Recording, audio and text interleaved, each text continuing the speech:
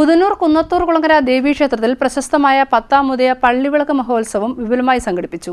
നിരവധി ഭക്തജനങ്ങൾ പങ്കെടുത്തു. ബുധനൂർ ശ്രീ കുന്നത്തൂർ കുളങ്ങര ദേവീക്ഷേത്രത്തിൽ പ്രശസ്തമായ പത്താമുദയം പള്ളിവിളക്ക് മഹോത്സവം വിവിധ ചടങ്ങുകളോടെ നടന്നു.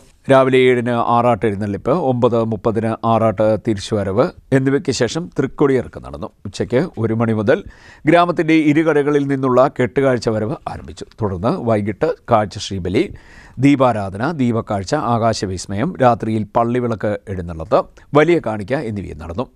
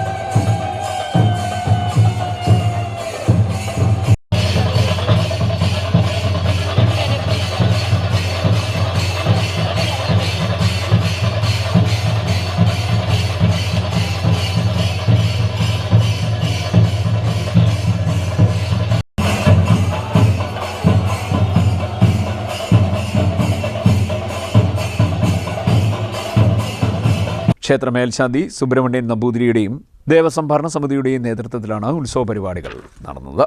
നിരവധി ഭക്തജനങ്ങൾ പങ്കെടുത്തു. CDNet news, Mavelikkara.